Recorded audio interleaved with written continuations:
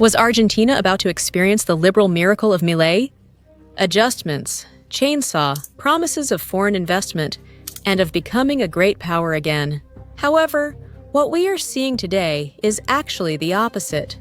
Soaring inflation, plummeting wages, record poverty, and a future mortgaged to the International Monetary Fund. And, to top it all off, Milei's liberator travels desperately, as much as possible, to the United States to quickly and hastily meet with Donald Trump. Yes, the same one who was actually the key to the largest loan in International Monetary Fund history, which left Argentina buried in debt. So is this the brilliant future that Milei was promising Argentina? Another debt, another dependency, another bailout of the liberal miracle through foreign borrowing.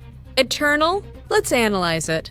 Javier Milei presented himself to Argentinians as that outsider president who would save the country with his libertarian ideas. The chainsaw plan included massive cuts, privatizations everywhere, dollarization. In other words, the market was supposed to fix absolutely everything. But it turns out something went terribly wrong. His measures, supposedly meant to create wealth and jobs, actually resulted in quite the opposite. A drop in consumption, massive layoffs, and therefore an increase in poverty and a deep recession. That's when Javier Milei, absolutely desperate because of the results of his policies, decides to turn to the media, which has always been helping him, both during the elections and after them, traveling to the United States and seeking direct support from Donald Trump. In Washington, of course, he was received wonderfully. A whole 20-minute meeting, a photo, and a tweet as a gift. It was assumed that Donald Trump's media backing would also mean United States economic support for Argentina, which, although it would hardly save the country from that almost imminent crisis, would at least extend its life, and therefore Milei's presidency. But something once again didn't go entirely as planned. And what about the United States, where the libertarian commander mainly went in search of money? He came back with a photo and a tweet, printed in color, of course. And it stands out that Milei received the printed publication from the President of the United States. The President of the United States gave one of his own tweets as a gift to the Argentine president. Yes, for Milei himself and therefore for his government, everything turned out better. Impossible, because in addition to the absolute support from the United States president, who, by the way, is exactly the person who boasts about it all. On one hand, for supposedly saving Argentina from a tremendous crisis in 2018 with Macri, he is actually the main person responsible for the country's eternal debt. And that's because, well, he's the president. Precisely with Donald Trump, when Argentina acquired the largest debt in the entire history of the International Monetary Fund, which mortgaged its future and took away any hint of independence. And if there's still any left, now they want to finish it off with the brilliant plan of dollarization. So that is, in 2018. The loan, in fact, you couldn't even say it was economic. It was more of a political loan. That is, it was a clear move by Washington to keep an ally in Argentina at all costs. And yes, indeed, now Javier Milei is knocking on exactly the same rescue door again. And even though the United States president has already said in his tweet that Argentina probably wouldn't need any kind of bailout, calming the markets, even if only for a brief moment, the reality is that it will very likely have to happen. And not only that, the bailout will come at a price.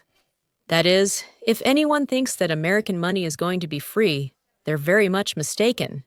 Argentina, first of all, is going to lose whatever economic sovereignty it might still have left. This will inevitably be accompanied by more cuts and, therefore, more poverty. In other words, what they're selling us is a supposedly brilliant plan, both politically and economically. There is an extremely sad image of the constant loss of sovereignty and independence for a country that, in fact, has absolutely everything it needs to be a great power. But nevertheless, for some reason I can't understand, it chooses to lose more and more room to maneuver in foreign and economic policy. The liberal miracle, therefore, seems to be turning into a kind of pact of servitude with Trump and the International Monetary Fund. But wait, Lucivia, are you saying Javier Milei actually went to the United States and is now trying to sell it as a tremendous victory? And he didn't get anything, besides a printed tweet in support from Donald Trump, which is clearly turning out to be way too expensive. Nah, actually, he did get some money. Well, more than just money. The confirmation of a loan of about $4 billion from the World Bank, which the Argentine government will probably end up using to keep the price of the dollar somewhat stable, and therefore also the price of the Argentine peso. No one knows how long the story will last. However, the money itself comes with a small catch. The thing is, far from being a recent gift from Donald Trump, it was actually an old promise and is part of those 12 years.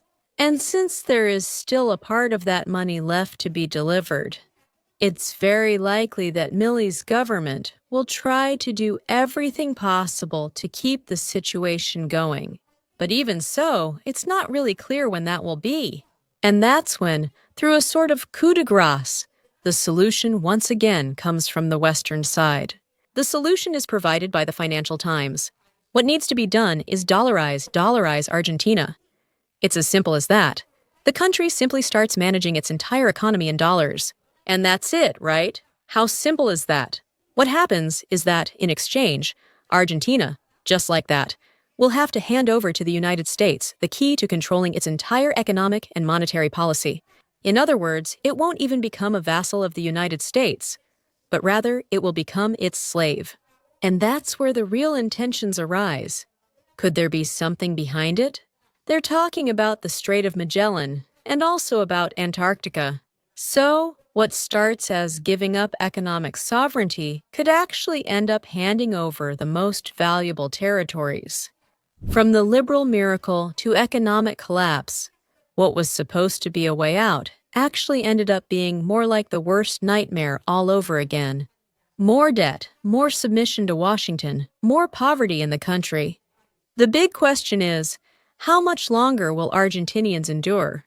And who really benefits from this alliance between Trump, Milei, and the International Monetary Fund?